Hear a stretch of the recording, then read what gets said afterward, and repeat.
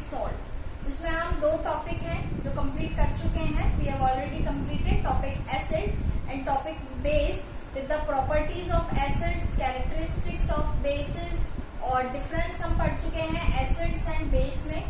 Now जो third topic and last topic of this chapter is salt. तो salt क्या होता है? सबसे पहले हमने जो एसिड और बेस पे डिस्कस किया था, वहां हमने पढ़ा था कि जो एसिड की जो एसिडिटी होती है, उसका जो इफेक्ट होता है एसिडिटी का, वो कैंसल आउट करता है बेस. हम बेस को यूज में लेते हैं as a performer to cancel out to acidity of any acid.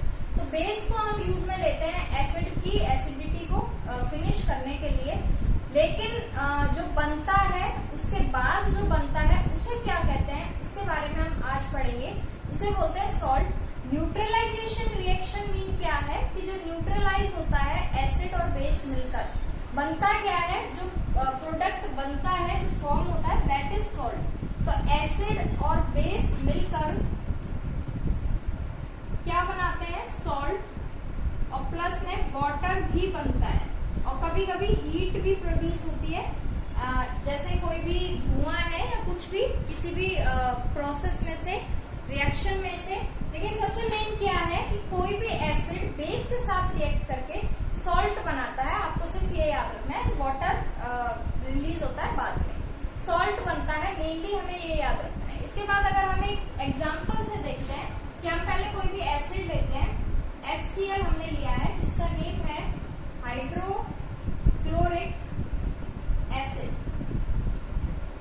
इसके बाद हम बेस लेंगे NaOH, जिसको बोलते हैं सोडियम हाइड्रोक्साइड, जिसका नेम है सोडियम हाइड्रोक्साइड. ये नेम कैसे रखे गए हैं? पूरा जो नेमिंग है, केमिकल इक्वेशंस, पूरा इन मॉलिक्यूल्स का नेम आपको कैसे रखना है, कंप्लीट चैप्टर क्लास 9th में कंप्लीट डिटेल है. यहाँ आपको सिर्फ एक रिएक्शन याद रखनी है, that is acid plus base equal to salt plus water. और एग्जाम्पल के लिए एक इक्वेशन याद रखनी, इसके अलावा आपको कुछ भी याद नहीं रखना है. HCl को हाइड्रोक्लोरिक एसिड बोलते हैं. H mean hydro mean H, chloric mean Cl और एसिड है, that's why hydrochloric acid. Base के नेम के पीछे कभी भी आपको बेस लिखा हुआ नहीं मिलेगा. NaOH, Na मीन सोडियम और OH hydroxide, oxide mean oxygen, H mean hydro. तो नेम हो गया सोडियम हाइड्रोक्साइड, इसका नेम हाइड्रोक्लोरिक एसिड. कैसे बनता है? वाटर का फॉर्मूला आप सभी को पता होगा, H2O होता है. तो ये H2O पता है कैसे बना है? ये वाला H और ये OH, ये मिलकर क्या बना है? 2 H हो गए, H2 एंड एक O. तो H2O मिल गया इन दोनों को बनाकर. बचा क्या? एक इधर Na, इधर Cl. तो इसका नेम हो गया NaCl. तो ये बना है NaCl प्लस H2O. कैसे बना है आपको याद रखना है. इसका H, इसका OH मिलकर H2O बनाता है और ये Na और ये Cl मिलकर NaCl बनेगा. आपको Cl Na नहीं लिखना है, या आपको याद रखना है. क्यों नहीं लिखना है? जो रूल्स है, जो हम फॉर्मूला बनाते हैं, वो क्लास 9th में है कि कोई भी मेटल होता है उसका नेम पहले लिखा जाता है, नॉन मेटल का बाद में, इसलिए Na का नेम पहले आया है. तो आपको सिर्फ याद रखना है कि NaCl बनेगा. NaCl का नेम है सोडियम क्लोराइड और H2O वाटर. तो आप इस रिएक्शन को कैसे भी लिख सकते हैं, HCl प्लस NaOH भी लिख सकते हैं. HCl NaOH के साथ रिएक्शन करके एक सॉल्ट बनाएगा, NaCl H2O. That mean HCl क्या है? एसिड है. बेस के साथ रिएक्शन किया है, जो बनेगा वो सॉल्ट होगा. तो ये है, ये सॉल्ट की कैटेगरी में आता है. ये है सॉल्ट, ये है बेस, और यहाँ तो नेम में है ही एसिड, और ये वाटर है. तो हाइड्रोक्लोरिक एसिड सोडियम हाइड्रोक्साइड के साथ रिएक्शन करके सोडियम क्लोराइड बनाता है, वाटर. तो ये हमने रिएक्शन एज अ एग्जांपल आपको याद रखना. तो इस रिएक्शन को बोलते हैं neutralisation reaction. That mean acid और बेस मिलकर न्यूट्रलाइज हो जाते हैं. रिएक्शन न्यूट्रलाइजेशन रिएक्शन कहलाती है. तो acid plus base equal to होता है सॉल्ट प्लस वाटर. और इसके बाद आपको एक एग्जाम्पल बुक में से हम पढ़ेंगे. सबसे पहले पेज नंबर 55 पर है, the process in which N acid completely reacts with a base to form salt and water is called neutralization। तो न्यूट्रलाइजेशन की डेफिनेशन भी यही बनेगी कि जब एसिड बेस के साथ रिएक्ट करता है तो सॉल्ट और वाटर बनाता है, इस रिएक्शन को न्यूट्रलाइजेशन बोलते हैं। अब क्या होता है, in neutralisation reaction a new substance called, किसी भी न्यूट्रलाइज रिएक्शन में जो नया चीज, जो नई भी चीज बनेगी, जो नया सब्सटेंस बनेगा, उसको सॉल्ट बोलते हैं। नेम उसका अलग होगा, जैसे एसिड एक कॉमन थिंग का नेम है, सबके पर्टिकुलर नेम अलग अलग है, ऐसे ही सॉल्ट बनता है लेकिन नेम अलग हो सकता है। इसके बाद है सॉल्ट में भी एसिडिक, बेसिक और न्यूट्रल इन नेचर। सबसे मेन, अगर एसिड ज्यादा हो, बेस की क्वांटिटी कम हो, तो जो सॉल्ट बनेगा वो एसिडिक बनेगा।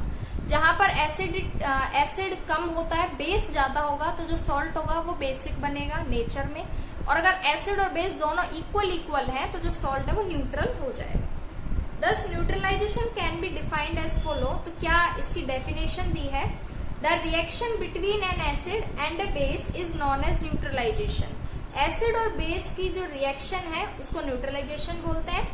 Salt and water are produced in this process. इस प्रोसेस में सॉल्ट और वाटर बनता है with in the evolution of heat, और साथ में हीट इवोल्यूएट होती है।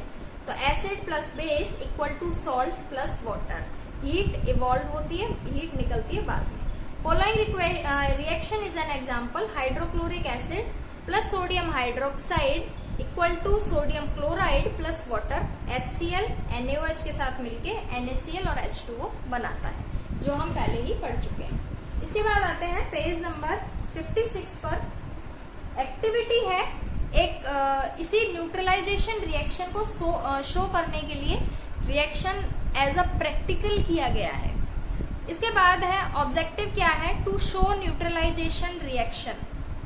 Note, this activity should be done under adult supervision. आपको ये एक्टिविटी खुद नहीं करनी है घर पे, किसी भी एडल्ट की हेल्प से, बड़े की हेल्प से आपको ये करना है। प्रोसीड्यूर क्या है, क्या करना है आपको, take 50 ml of dilute caustic soda. Caustic soda आता है और उसे आपको डाइल्यूट करना है, पानी में घोलना है। सोडियम हाइड्रोक्साइड बोलते हैं, साइंस नेम है इसका। इन अ बीकर में आपको लेना है 50 ml and add 2-3 drops of the indicator phenolphthalein. अभी हमने पहले इंडिकेटर पढ़े हैं, तो फिनोफ्थिलीन इंडिकेटर हमें इसमें डालना है। And stir it well with a glass rod, और आपको किसी भी ग्लास रॉड से, स्टिर मीन आपको उसे खोलना है या चलाना है। Note the colour of the solution. अब आपको इसके बाद इसका कलर जो है वो नोट डाउन करना है। तो जो सोडियम हाइड्रोक्साइड जो होता है, बेस होता है, वो कलरलेस होता है, वो पिंक कलर में चेंज हो जाता है आफ्टर फिनोफ्थिलीन डालने के बाद। इसके बाद है now add some drops of hydrochloric acid. जो HCl होता है, उस एसिड की आपको कुछ ड्रॉप्स डालनी है to the solution using a dropper and gently stir the solution. The colour of the solution changes from pink to colourless. तो जो पिंक से कलरलेस वापस हो जाता है जब हम उसमें एसिड डालते हैं। Repeat this and observe the change, continuing adding a few drops of acid solution till the color disappear. Now add 1 more drop of caustic soda so the solution again becomes pink and again आपको कोई acid की drop डालनी है और फिर से वो colourless हो जाएगा। तो the solution again becomes colorless. This indicates that neutralization reaction is complete. The beaker feels hot as heat is evolved during neutralization reaction. तो न्यूट्रलाइजेशन रिएक्शन में इसने न्यूट्रलाइज किया है, बार बार हाइड्रोक्लोरिक एसिड डाल के कलरलेस किया है अगेन, और हीट प्रोड्यूस होते हैं। ये कैसे पता चलता है कि आप किसी भी बीकर में, किसी भी बर्तन में जो ये करेंगे ये प्रोसेस, तो वो जो बर्तन है, जो बीकर है, वो गर्म हो जाएगा, दैट मीन वहां पर हीट बना है। ऑब्जर्वेशन क्या होगा, the colour of the solution show pink when phenolphthalein is added to sodium hydroxide a base. Sodium hydroxide एक बेस है, जब आप उसमें एक बेस डालेंगे वहां पर उसका कलर पिंक रहेगा, लेकिन अगर आप वापस से कोई एसिड डालते हैं तो वो कलरलेस हो जाएगा पहले जैसा। When we add few drops of hydrochloric acid, it destroy the alkaline nature of sodium hydroxide solution and the solution becomes colorless. It shows that a chemical reaction take place between an acid and a base and both have neutralized each other effect. तो अभी हमने पढ़ा है जो acid और base होते हैं वो एक दूसरे के जो इफेक्ट है उसको न्यूट्रलाइज कर देते हैं। This is called neutralisation reaction. Inference क्या है, in neutralisation reaction a new substance is form. हमेशा न्यूट्रलाइजेशन रिएक्शन जहां भी होगा एक नया सब्सटेंस बनता है जिसको हम सॉल्ट कहते हैं। और सॉल्ट में भी एसिडिक, बेसिक और न्यूट्रल कुछ भी हो सकता है। अगर एसिड ज्यादा होगा तो जो सॉल्ट बनेगा वो एसिडिक होगा, उसके इफेक्ट एसिड वाले होंगे उसमें। अगर बेस ज्यादा है, आपने एसिड कम लिया है, तो जो सॉल्ट बनेगा उसमें बेस वाले इफेक्ट ज्यादा होंगे। और अगर दोनों ही इक्वल ले रहे हैं तो वो एक दूसरे को कैंसिल आउट कर देते हैं और न्यूट्रल हो जाती है कोई भी चीज। अब इसके बाद हम जो न्यूट्रलाइजेशन पढ़ रहे हैं एवरीडे लाइफ में उसका क्या वर्क है। सबसे फर्स्ट है डाइजेशन। जो हम हाइड्रोक्लोरिक एसिड हम पढ़ रहे हैं HCl, वो हमारे डाइजेशन की प्रोसेस में हमारे काम में आता है।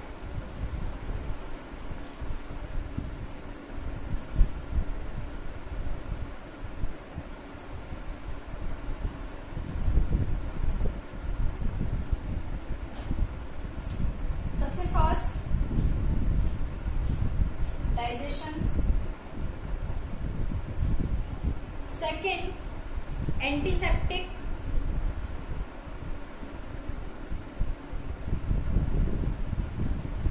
थर्ड हम पढ़ेंगे फर्टिलिटी ऑफ सॉइल,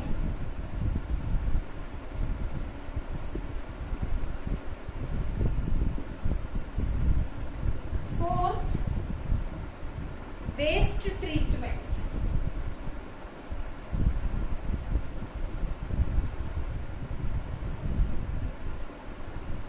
तो यहाँ पर हम 4 यूजेस पढ़ेंगे। न्यूट्रलाइजेशन रिएक्शन जो होती है हमारी एवरीडे लाइफ में हमें कहाँ कहाँ काम में आती है और कैसे काम में आती है।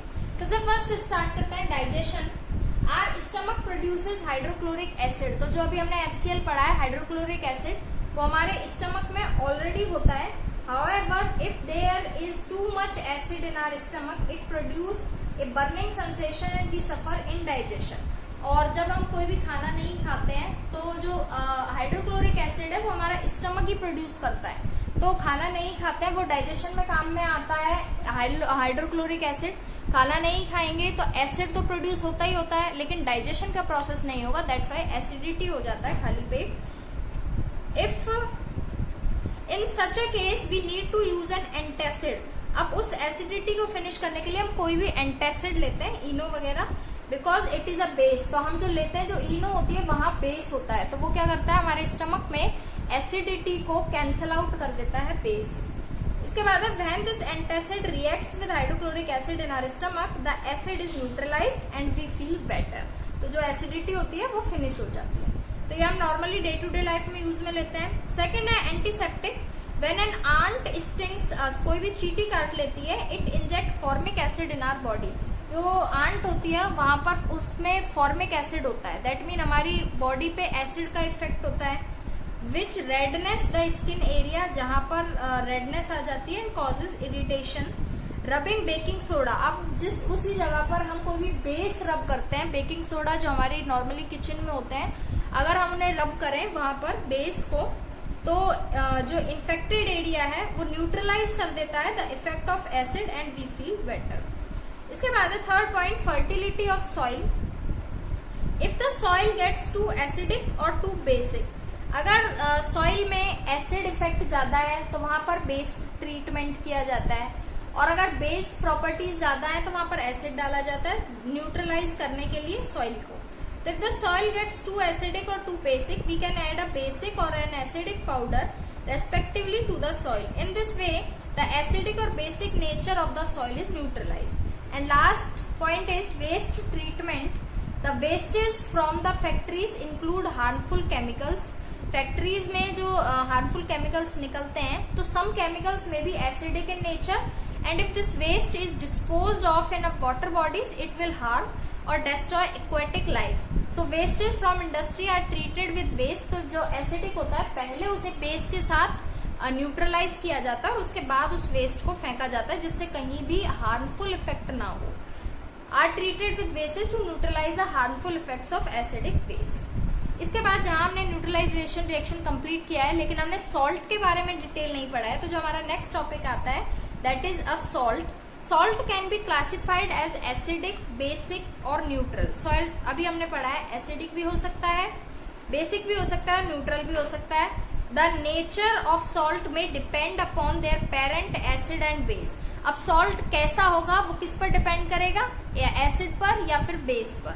एसिड कैसा है, बेस कैसा है। अगर स्ट्रॉन्ग एसिड है और वीक बेस है तो जो सॉल्ट बनेगा वो एसिडिक बनेगा।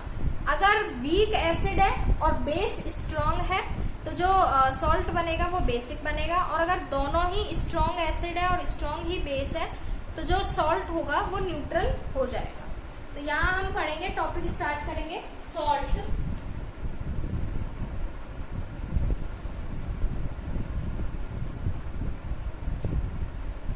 अभी हमने पढ़ा है न्यूट्रलाइजेशन रिएक्शन में एसिड और बेस मिलकर सॉल्ट बनाते हैं। अभी वाटर, अभी हमने रिएक्शन नहीं लिखनी है, बस हमें इतना याद रखना है एसिड और बेस मिलकर सॉल्ट बनाते हैं। अगर एसिड स्ट्रॉन्ग है और बेस वीक है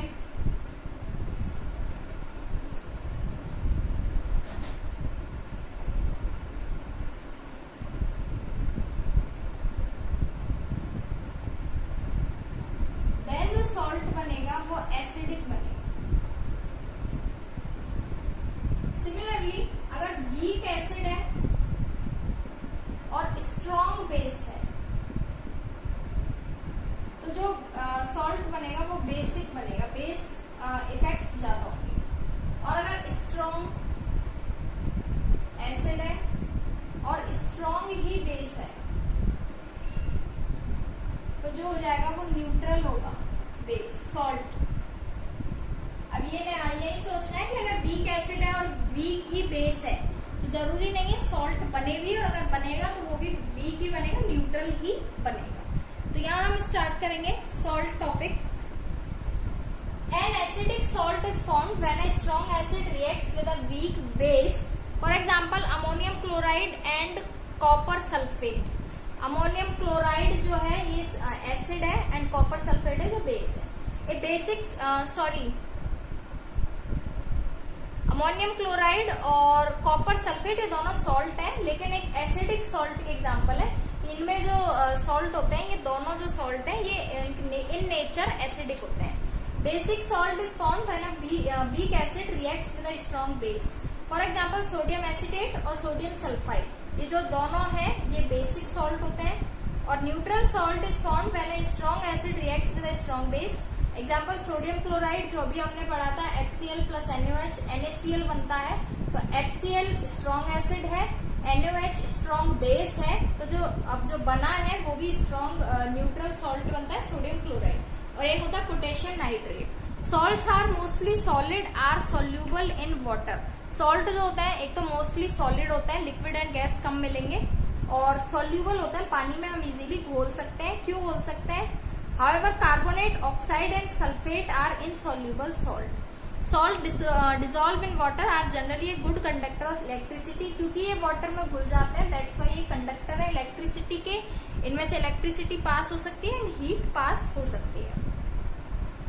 कॉशन क्या है? Do not confuse salts with common salt. सबसे मेन, आप जो हम नमक पढ़ते हैं, जो सॉल्ट होता है वो भी, उसको और इस सॉल्ट में कुछ भी कॉमन नहीं है, आपको ये हमेशा याद रखना है। Salt is a general name given to compound form in a neutralisation reaction. Neutralisation reaction में जो हमारे पास नई चीज बनती है उसका नेम सॉल्ट रखा गया है, नमक का इसके साथ कोई रिलेशन नहीं है।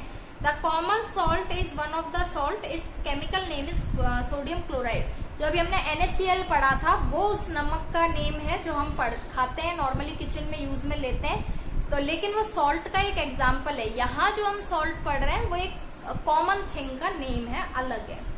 यूजेज ऑफ सॉल्ट, कोई भी सॉल्ट होगा उसके क्या क्या यूजेज हो सकते हैं, इसमें बहुत सारे सॉल्ट है। सबसे फर्स्ट वही है जो हम यूज में लेते हैं, सोडियम क्लोराइड, और जिसको हम कॉमन सॉल्ट भी बोलते हैं। यहाँ पर नमक को तो कॉमन सॉल्ट बोला गया है, और जो सॉल्ट है दैट मीन एसिड और बेस मिलकर जो भी बनाएंगे उसका नेम सॉल्ट रखा गया है। तो सोडियम क्लोराइड क्या है? Is use as a tablet salt for cooking eatables, खाने में यूज में लेते हैं, and also use to preserve fish, meat and pickles. Ammonium nitrate एक सॉल्ट है, किसमें यूज में आता है? फर्टिलाइजर्स में, क्रॉप्स वगैरह के लिए। पोटाश एलम, ये जो होता है प्योरीफाइंग वाटर के लिए काम में आता है, वाटर प्योरीफाई करने के लिए। सिल्वर नाइट्रेट यूज में आता है फोटोग्राफी इंडस्ट्री में, सिल्वर नाइट्रेट कैमरे वगैरह में होता है।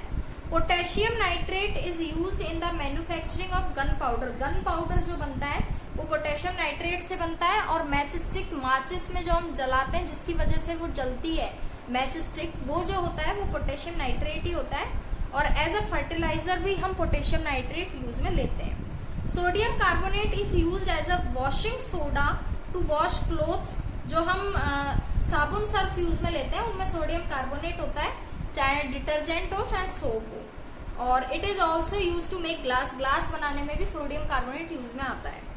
एंड सोडियम बाइकार्बोनेट क्या है, ये आपको हमेशा याद रखना है। सोडियम कार्बोनेट तो वॉशिंग सोडा है जो साबुन सर्फ में यूज में आता है, और सोडियम बाइकार्बोनेट बेकिंग सोडा है जो हम घर में खाने का सोडा जिसको बोलते हैं, जो किचन में यूज में लेते हैं। तो sodium bicarbonate also known as baking soda is use for baking cake and bread. It is also use for temporary treatment of indigestion. वही जो इनडाइजेशन वाला प्रोसेस है, जब एसिडिटी हो जाती है तो हम खाने वाला सोडा है वो भी ले सकते हैं न्यूट्रलाइज करने। Copper sulphate is used in the preparation of fungi acids. It used in the dyeing industry. जो डाई होती है वहां पर कॉपर सल्फेट यूज में लिया जाता है। एंड ऑल्सो वुड प्रिजर्वेटिव, किसी भी लकड़ी में दीमक वगैरह ना लगे इसके लिए हम कॉपर सल्फेट भी यूज में लेते हैं। तो यहाँ पर हमारा ये जो चैप्टर है कंप्लीट होता है, chapter 5 acid, base and salt. Next video में हम read and recall with the new words and exercise complete करेंगे and then next chapter start करेंगे।